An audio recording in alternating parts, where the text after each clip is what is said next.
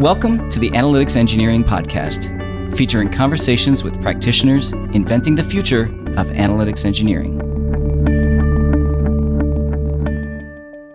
We have a fun episode today. I just got back from a couple days in Austin where I attended a conference called Data Council. It's a fun conference because it's not hosted by any one vendor, so the experience feels a bit different, more casual and less salesy. I describe this conference to people as more of a thought leadership or data community gathering. Lots of startups attend to share what they're building, data practitioners go to learn in hands-on workshops, and of course, there are investors looking to spot the next big trend.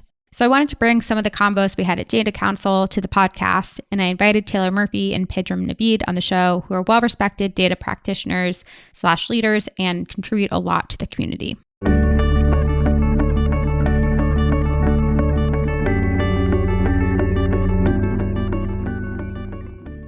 Well, I'm really excited about this show because I was hanging out with these two guests in person in Austin, and we just returned last week.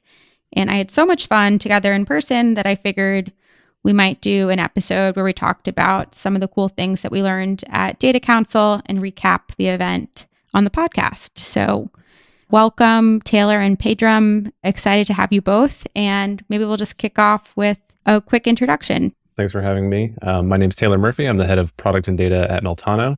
I've been here for about 2 years. Previously was at GitLab for 3 years where I led the data team there. And my background is in chemical engineering, which I don't use anymore in the data space. And I'm Pedram Navid. Right now, I'm a consultant at Marin Data, which is a consulting company of just one person. And prior to that, I was at High Touch, where I was the head of data science, data engineering. Before that, background is in psychology, English, and philosophy, which I use every day. And I'm also now a avid bird hobbyist. So you probably see me talk about birds nonstop. Huh. I didn't know that. It's interesting to hear both your backgrounds because I was speaking to a group of people at Data Council and I said the data community is super friendly and a lot of communities that are technical aren't always so friendly. I'm not going to name any names, but they're not always the most welcoming and maybe people posture about how smart they are or it's not as easy to break in, but I don't feel that way in data. And I was wondering why. And the answer I got was that lots of people come from very different backgrounds. You don't study data in school. So being a chemical engineer as what you studied and finding your way into data is really not that uncommon. Lots of people come from research or from academia and the imposter syndrome is really strong. Instead of feeling like you know everything, you come from a sense of what can I learn? And I really liked that answer and it resonated with me as well. I'm excited to recap some of the things that we all got to listen to at Data Council, maybe to talk about what is Data Council. It was my first time showing up. It's a conference that's hosted by Pete Sonderling, and it's really a lot of talks about what's cutting edge in the data space. You get startups pitching what their ideas are, talking about new trends. Of course, you get new investors there as well, looking for the next big wave. A lot of practitioners, they're excited about the hands-on workshops.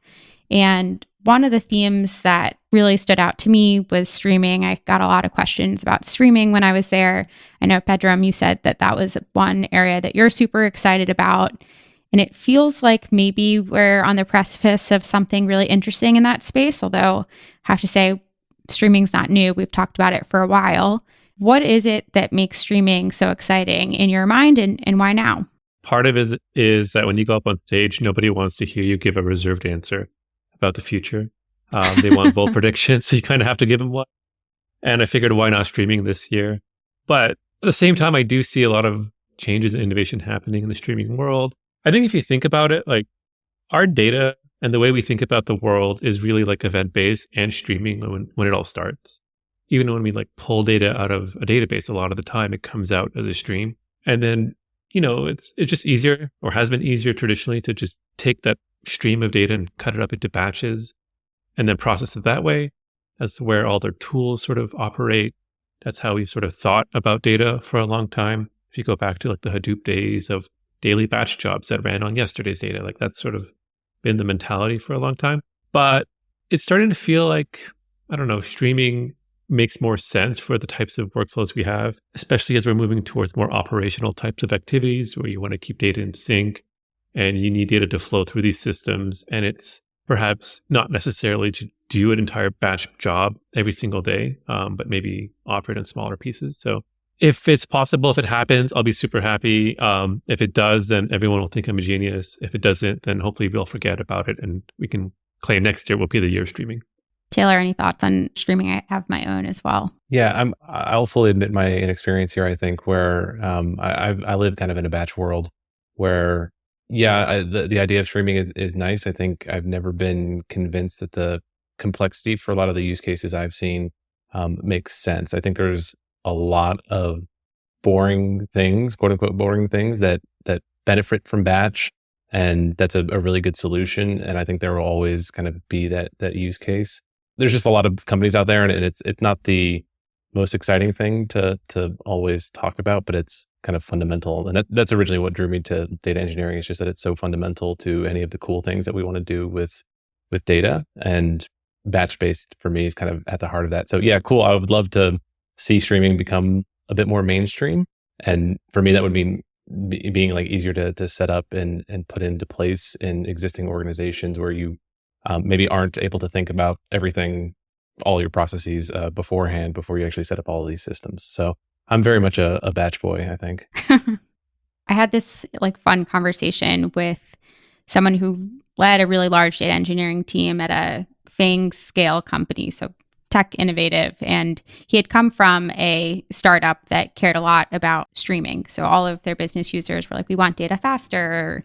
They were doing their batch on near real-time cadences. Like every hour, they did half-hour updates. And it created a lot of complexity for his organization. And when he moved to this FANG-style company, they just had a rule. We only do updates once a day. You're going to get really high-quality data and don't expect it any more real-time than every day. And he was amazed that all of these other side effect problems of, am I getting partial data? Can I trust the data quality? They all fell away when you could just deliver data once every day, really high quality. And this is a company that he works at now is definitely viewed as one of the cutting edge tech companies that could throw any number of resources at the problem. And they said, you know what, once a day, you can't act on the data faster than that. So we're not going to even try. I think that's probably the right answer for lots of reporting use cases. You can't act on business data or visibility data faster than once a day anyways. But I am really, really excited about all of these workflows or real-time apps where streaming certainly is going to make all the difference. And I hear more and more about data teams kind of moving above and beyond just visibility and reporting, but building applications where streaming does matter. It's hard though, and that's why I think there's a lot to be excited about with the new tooling that's coming out that will make the full workflow of, yes, events are streaming, but then you have your database, you have to send the event somewhere. If any of those parts along the way become batch, well, then you lost all of the benefit of any one part of that tool chain being streaming. So I think more end-to-end workflows in streaming and making it easier on the tool chain side is going to enable a lot more use cases as well. That's super interesting. I think there's the counter side to that where it's is the organization prepared to respond at that level? Maybe you have frontline customer success folks. I'm always a fan of doing processes kind of manually at first. And so, instead of setting up a complicated event streaming system, if you're able to give your customer success support folks access to here's a quick query that we know you can run to get results to when you're on a call with a user. And if that's really effective, then let's invest in doing having more real time stuff to kind of validate that the ROI is going to be there prior to just setting everything up and hoping that now we're real time. Is this going to be useful for the company? I would say there's a difference between streaming and real time. I know they almost go hand in hand a lot of the times, and people think we need streaming because we want real time. I'd agree, you probably don't need real time for most things. You're not making decisions that quickly. Even 5 to 10 minutes could be well served by batch usually. So in my mind, streaming is more of the way data naturally flows through systems rather than batch. Now, batch I think is easier to reason about. There's a lot of good reasons why we went with it. But if you think of one row changing in one table upstream, do you really need to do a batch process to update everything downstream from that? Or is there a way for that data to flow in and just update where it's necessary? that's like, in my mind, a wonderful, optimistic future where the compute is reduced because the systems are more aware of sort of what's happening through these systems. Right now, we don't have that. So we just say, whatever, let's just rebuild the table from scratch every day or every few hours. And then that's like a lot of compute for essentially not a lot of change. That's where I think streaming can be a little bit more exciting. It's like much more aware of how the upstream data sources are changing and how that would flow through the systems. But like, yeah, today it's hard, it's complicated. There's too many pieces involved and most tools don't speak streaming. So long way to go still. Yeah, I think one of the interesting things that I observed too about the industry, and it felt even more so when we were all together in person in Austin, was the industry's really maturing. So it feels like we're young adult years more so than the like crazy teenage years where, everything goes like, yes, build everything no matter what, or you're buying lots of different tools, or you don't have the time to think about like how you set things up because so much is changing very quickly in a grow at all costs economy. But now I feel like people are reasonably have their fundamentals down. They have good frameworks. They have their tool chain set up, and they're starting to do more of deep introspection on how can I be better or how can I do more with less. How do you feel the industry has evolved? And are we at a time now where there's more maturity than ever before? And if so, like what are the markers of that? I think we're just at the precipice. We're like just starting to be more mature about these things. Yeah, the excitement was fun. It's been a blast. But I think companies are realizing that they really need to go back and focus on value and where it makes sense to invest and where it doesn't. I don't think we've had time to catch up to all the innovation over the past few years.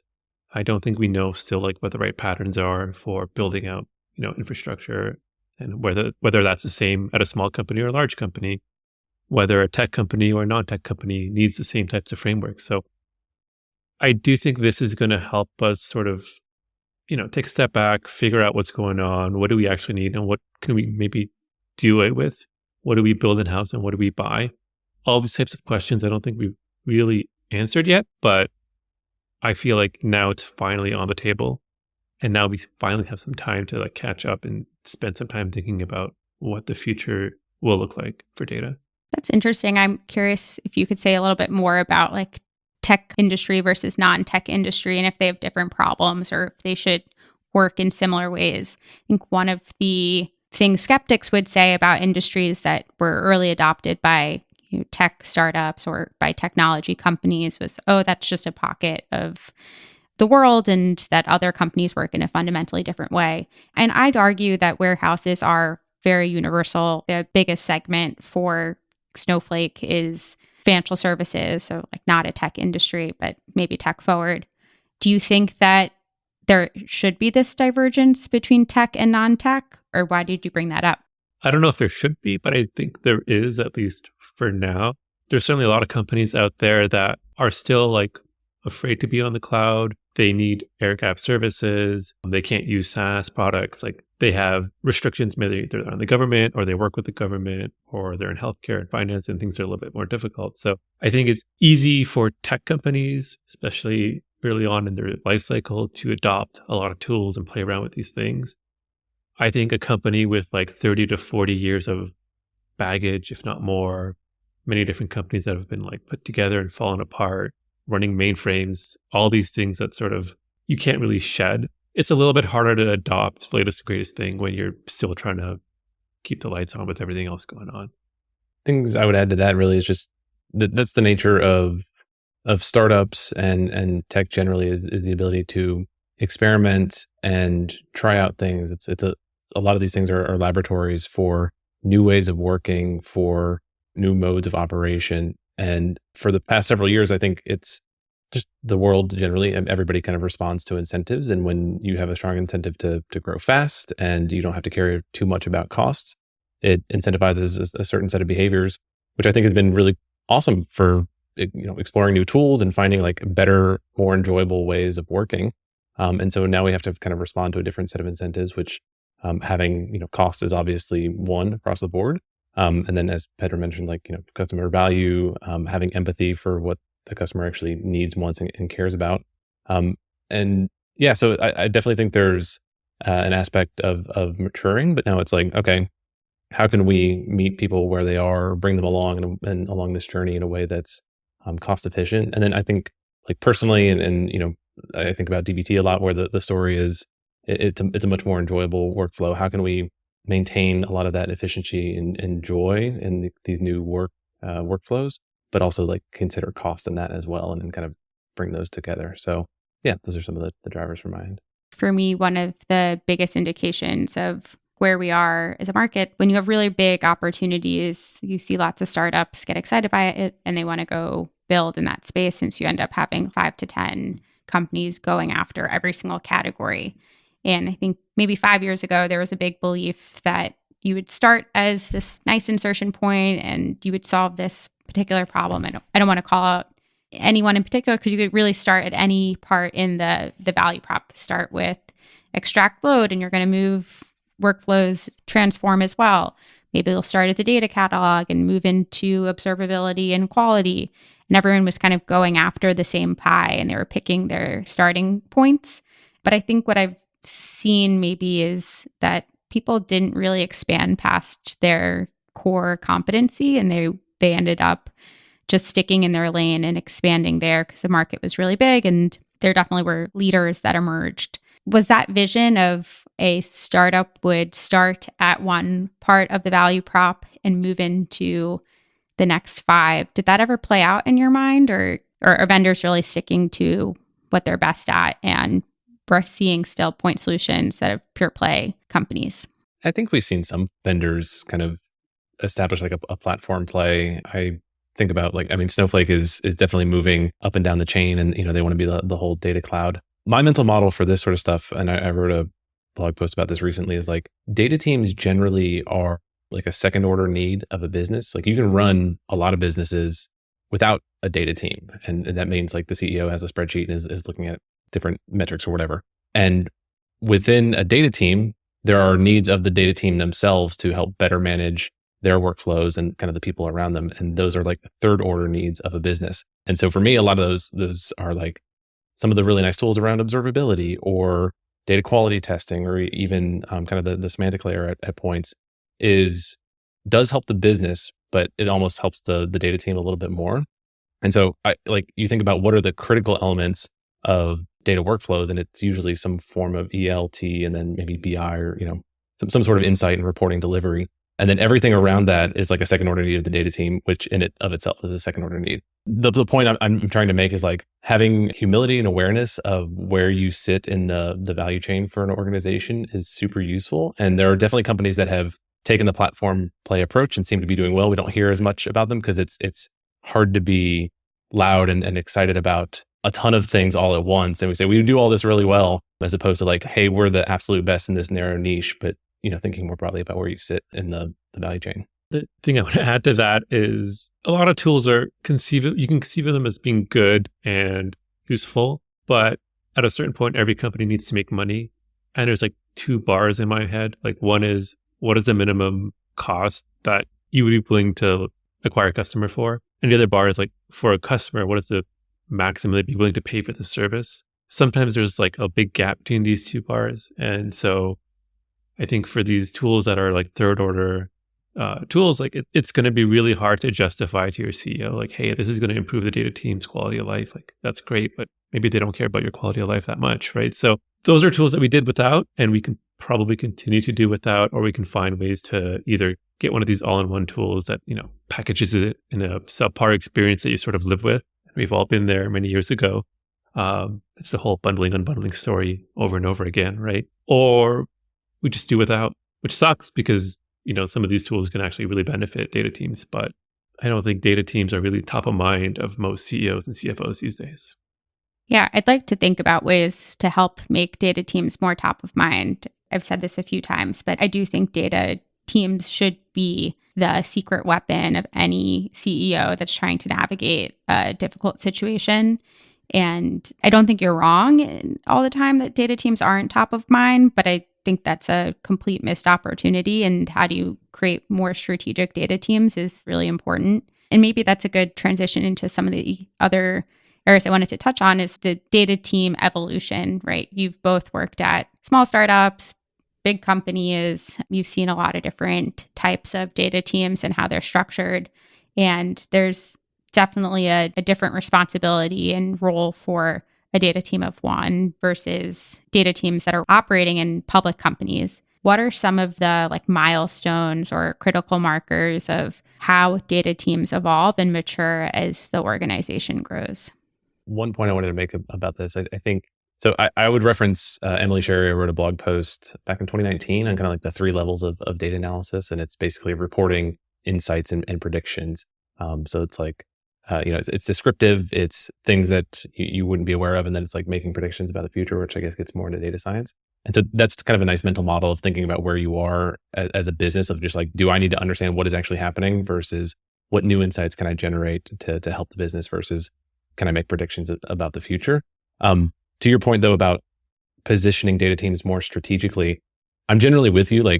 I think it can both be true that maybe CEOs and CFOs writ large aren't necessarily thinking about data teams as much as they should.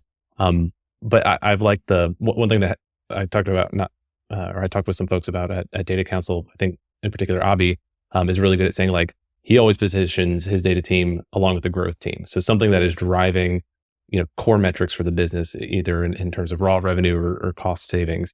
And I think that's where data teams can really shine is thinking, uncovering insights, uncovering kind of the truth of a situation to help you increase growth or save on cost or protect your brand. And that's where I want to see people get plugged into more, and not just as this, function, the center of excellence function that, you put a request out and something comes back and then it exists in isolation from any of the larger context. When it's really plugged in and kind of aware of more of the business, I think that's where I get really excited. Another fun hack that Abi shared with me was when he thinks about headcount planning, he tries to put headcount not on his own team, but on everybody else's team. So the question of ROI or do I have to cut costs on the data team, he doesn't have any headcount there. It's always headcount on the revenue team or headcount along with the finance team. And so he does a really distributed headcount planning and really makes the case that each of these functions need data in their organization, which I think it's an interesting way to get alignment. Yeah, I would agree with that. This actually goes to the talk that I gave at Data Council, where it's that works if you have the power in the organization to affect that sort of change. And so you first need an executive team. If you're not on the executive team yourself, you need an executive team that buys into that and is willing to hire you as, director of data or whatever, at a minimum. And then you have some clout within the organization to implement that sort of model, until until we have 10 HBR articles about how this is the way to go. You need some sort of power within an organization to make that happen. But I quite like that because it aligns incentives broadly. And if somebody's not getting value from the person that they hired on the data team, then, they can make that decision. But it does make the ROI story a lot easier. What were people not talking about this year that they have talked about in years past? What are some of the more big shifts in philosophy that we're seeing? I had one that stood out to me. It's somehow small data has taken the data community by storm. I don't know when big data fell out of vogue, but there was a moment in even just product marketing. People stopped talking about big data, or big data felt like kind of Hadoop era or really enterprisey big data. Just was off to my ears. Didn't sound right anymore. But now people are buzzing about small data. Any other thoughts on why that is, or other big shifts in what people are talking about these days? I remember big data from back in the banking days, and it was sold to us as the savior of all our problems, right? All you had to do was take all your data, put it somewhere, and then magically data science would happen or something. That was sort of, I think, the appeal. And then I think all of these trends, we try it out. It doesn't actually work that way. It's not that simple. People lose touch, they lose favor with it, and then they move on to the next thing. So small data, always better, I would say. Bespoke, locally, organic grown data, handcrafted, artisanal. Yeah. That's the kind of data that it's closer to you. You understand it. You know what to do with it. I mean, big data is great if you're trying to build giant models that predict, I don't know, how to respond to words. But for most of us, those aren't the kinds of problems we're trying to solve. I think For us, we're trying to understand like, how's my business doing? What do I focus on? Where areas of concern? You don't really need big data to answer that. You need smaller data to sort of really understand those types of questions. I don't know that I have much to add to that. I think things that I'm excited for people to talk about more would be like kind of the data opsy workflow, like bringing DevOps to data, but that's kind of still very much a niche thing. And I've just, on the small data point, I've always been a fan of small data. Like the first company I worked for out of grad school was kind of in the healthcare space, and it wasn't big data. It was big, small enough to fit on your laptop. But it was extremely valuable data, especially when cleaned and, processed by someone who knows what it meant to have, different genetic strains in there and stuff. So yeah, I've always been a fan of small data. So it feels good that we're circling back to this as an industry. Fit on your laptop. I think the folks at DuckDB, we had Jordan on the podcast, and he made this argument that people don't really look at large volumes of data anyways. You're always looking at the most recent data. And if you really did need to evaluate and do a lookup over really large data sets, you likely had created an output model that you could get the takeaways, and you weren't needing to evaluate everything from the beginning of time always. And large data is really this like fallacy that people have a need for it. And most people, even if your warehouse can evaluate really, really large data sets, they spend their time looking at more recent data or highly artisanal curated data. I think there's a difference as well between like data science and reporting and analytics, right? I've worked on data science models at companies and startups that have, I would say, bigger than a laptop, but smaller than what we'd probably call big data, somewhere in between. That's, I think, a lot more rare when you're getting into analytics and reporting and answering business questions. Unless you have billions of customers, like that's really not that hard to achieve on a laptop. So yeah, I'd agree. I think for the most part, smaller data is better, but it's also like keep in mind that a lot of data science modeling, I've seen it, is several 100 gigabytes worth of data that you probably could do locally on your laptop if you wanted to take the time, but some of that stuff just works better in the cloud as well. Yeah. I want to acknowledge this conversation is amongst people who are like traditional data engineers or people that do more like business reporting data. If we had data scientists or machine learning people in this conversation right now, I think they might have some wildly different responses to the questions that I've been asking. And that really stood out to me. Like whenever I go to a conference where there's very different types of data work being done in the same rooms, a lot of times I have like a harder time having a conversation because it's like, oh, wow, you work like this. Oh, we work like this. And we have different tools. We have different needs. Even the language feels different at times. Like they use a fancy word for feature store when really that's just like cleaned data table that has been transformed. Do we think that the worlds are going to get more similar? Do you think there needs to be more collaboration between the data science and kind of analytics engineering worlds?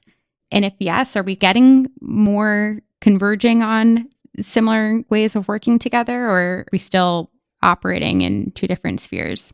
We're not even close to getting close, if that makes sense. I talked to some data scientists I used to work with, and they still don't even know what DBT is for the most part. They're so far removed from like my small bubble of like analytics. So I don't know if anyone's really trying to bring these things closer. At the end of the day, maybe we operate on the same fundamental data, but our concerns and theirs are so different. And like even the way they think about metrics and feature stores, right? Or the types of data you want to aggregate. Like we want small, bespoke, artisanal data. They want giant factories worth of like data that they can just dump in a warehouse and run massive models on. Do we need to align? I don't know. Maybe one day. I haven't really felt real pain from that lack of like alignment though, but I haven't worked on a data science team in a while either, so I could be wrong.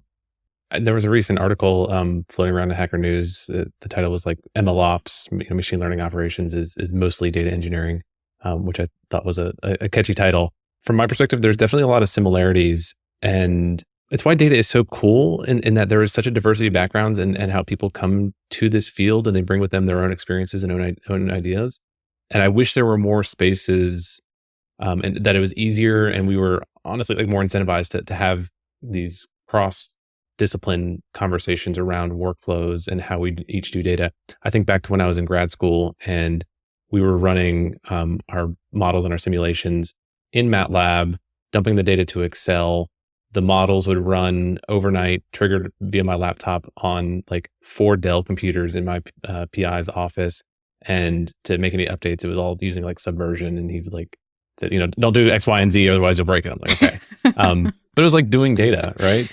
There's so many ways to do it. And so it's like, that's why it's so good to have conferences. And you just always have to, I think, be skeptical of drinking our own Kool-Aid too much, because there are so many diverse ways of working with it that we're not even aware of. And I love hearing about it. And I just want more people to talk about what they're doing and how they're doing it, because it's so interesting. And I think we have so much to learn from each other. I just want to learn from them, because there's probably something we can learn from the problems they're trying to solve, and then make all of our other tools better.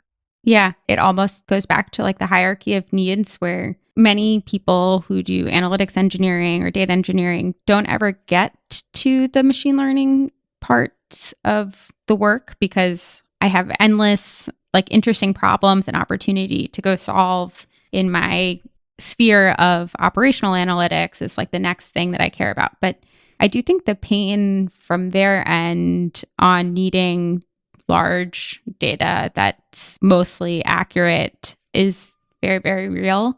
And I think there has to be a better future where there's better avenues where their machine learning models are reading from the same clean prepped data sets that are produced by your analytics engineering teams. And we see that happening already, but I wish that we went even further there, and we could certainly learn from each other as well. We made it pretty far into the episode without talking about generative AI, and that was intentional because I didn't want to spend the whole episode talking about generative AI. But it definitely feels like the conversation a la mode, certainly at a conference like Data Council, everyone's buzzing about it. Again, this was a conference that wasn't just for people in the data engineering, analytics engineering world, but also machine learning world. So you can imagine there's lots of people excited about it for different reasons. But I wanted to get the two of your take on generative AI and the kinds of work that you do. Are you excited about it?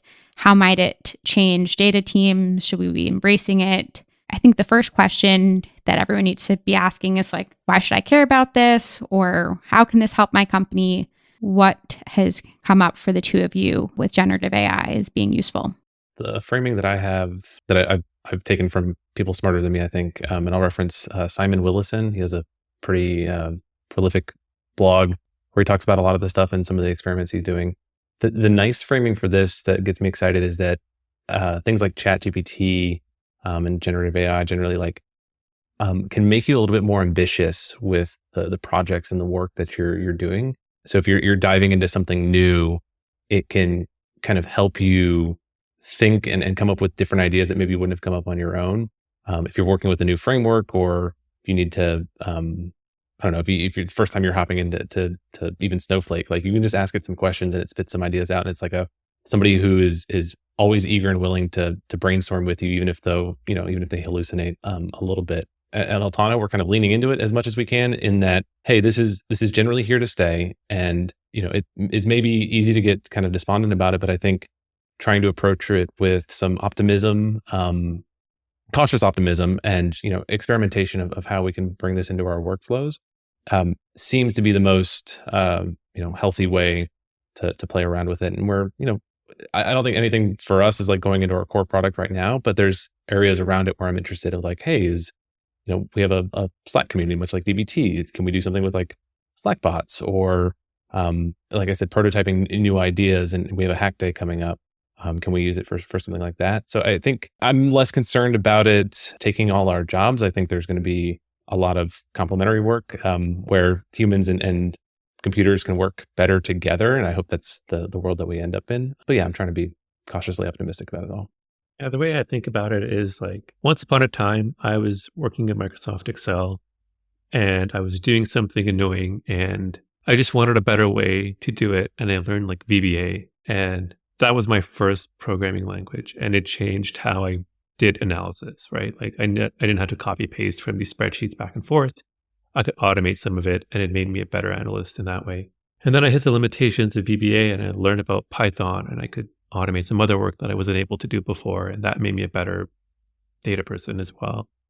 And then I learned R to automate some modeling work that I was doing. That was all being done in Excel. So I think for me, probably the sane answer is this is probably just another augmentation, another tool that can help us get our work done. At the end of the day, I don't think it's going to create anything new that's never been thought of before. I think the creativity part will still be a human aspect. I think we see a lot of mistakes happening in it, and to rely solely on it would probably be a mistake. So in a world where we're like getting help from an AI to do the things that are annoying and we can put a check on it, I think that's great. Like writing documentation, I use Copilot all the time for that, to fill out words that I don't really want to type, but I know what they should be, right? I use it less for things like, oh, let's solve marketing attribution using Copilot. Probably not going to work for many reasons. So I don't know. I think it'll be nice. I don't want to go down the doomerism route of some people where this is going to take all our jobs. At the end of the day, like maybe it'll create more content out there in the world that's fake and bad. But I mean, most of Google is already full of that. So what's the difference really? We'll see. But yeah, anything that helps make my life easier, writes documentation for me, and maybe fills out code here and there, like I'll take it. Yeah, I think augmentation is what I'm excited about too. It's certainly going to take a lot of the tedium out of data engineering work, which just exists in all the descriptions that you have to write. Or we're seeing opportunities with DBT as well. Like if we can get people to write DBT code faster, like we're super thrilled about that. So I think there's going to be code gen opportunities. There's going to be some like data quality spotting. They'll be able to see patterns better than humans can, which is just hard when you're looking over lots of data sets, either large or small data sets. So I'm excited about it. And I think the interesting work to be done is like, how do you make the handoffs really robust so that you can be confident that people are getting correct answers when they ask questions through a natural language query interface. And I think the data team has a super important role to play there in doing the hard work of defining things very systematically and precisely, hopefully in a semantic layer that will be the foundation for a lot of the ability for ChatGPT to answer questions about your data. Yeah, you're going to need people and experts in the space to kind of close the gap. You know, if 90% of the time your model, your LLM or whatever is generating correct data, then 10% of the time, you know, it depends on your level of acceptance of I guess, poor quality data or poor quality responses. But certain applications will need kind of humans in the loop to define what is ground truth for certain things. I think there is a case where 80 to 90% correct for 80% of companies on some of their projects is actually probably good. And so I think it will spur an interesting amount of like creativity within organizations, but you'll still need people at the end of the day to kind of bring it across the finish line for a lot of these things. Definitely. I mean, you consider some stakeholders will learn SQL and then go get answers that are incorrect all the time. They do that today. So if ChatGPT can maybe like bring that down by 10%, then it's still a win. So directionally correct. Yeah. The data told me what I wanted it to tell me. Yeah. Okay, we're going to wrap up. We ask this to all our guests, but looking 10 years out, what do you hope will be true for the data industry? Pedram, why don't we start with you? I don't know. That it still exists. We ask this to all our guests. I've never gotten I don't know. Give me a minute. All right, Taylor, we're starting Taylor, with you. Yeah, to be honest, I've struggled in thinking about this question as well, because it's 10 years is a long time. I was doing something completely different with my life. I was a completely different person in 10 years. And so that's really hard to think about. I think playing on our previous discussion just of AIs and all this generative stuff, I hope that there is this a beautiful complementarity to it where there is going to be some sort of upheaval. But I think about all the technology that has made my life better and has taken care of some things that I don't need to worry about too much to allow me to focus on other things. Like I want to see more of that. And maybe I have a hard time imagining that specifically in the data space. But you know, I don't think it's like part of doing data, part of working data is telling stories. And I hope we'll all just generally be better at telling stories, at understanding how the stories that we're telling like connects to ground truth reality through our data pipelines, through analytics engineering, through the data warehouse, and that we're just made better and more people are able to do it and learn quicker because of these systems. So I think more broadly, like I hope there's a bit more standardization, a bit more acceleration across the board. I still hope it's fun. I want it to still be full of great people that we can talk to and have conversations like this, and full of conferences where we can go, hang out and talk. So yeah, like nothing specific. I hope to be, I like solving problems for people, and I hope to be able to do that personally. And I hope we can just maybe do it a little bit better and faster. That was really good. Thanks for taking a lot of time for me to think of my answer. Okay, here's what I think. I think in 10 years from now, it'd be great if more people understood the value of data and how to sort of get started with it. I think in the consulting that I do, a lot of the times it's talking to people who almost don't realize that there is a need for data to answer the questions that they have. And when things are going well, I think most people don't actually care about data too much. But then when things are going poorly, they're like, oh man, I really wish I had some data to understand what's going on. So I think more education would be great. And I think maybe the tooling could be a little bit better as well. I think if we can catch up to where software engineering is, that'd be amazing. And I hope AI just like writes all my models for me in the future. That'd be also really, really great. I'll take all of them. You're covered nicely. Thanks for joining the show. This was a lot of fun. Where can people find more about what you're doing and keep in touch? I work at Meltano, so meltano.com. I'm also on Twitter at Taylor A. Murphy. I'm on Twitter while it's still around at PDRMNVD, but it's mostly bird content now, so get ready for that. And I guess you can find me at westmarindata.com, but not much there to look at, to be honest. Thanks for joining.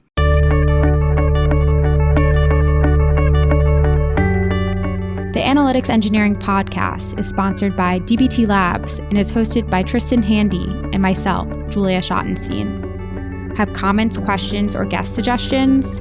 Email us at podcast@dbtlabs.com. Our producers are Jeff Fox and David Krevitt. If you enjoy the show, please drop a review or share it with a friend.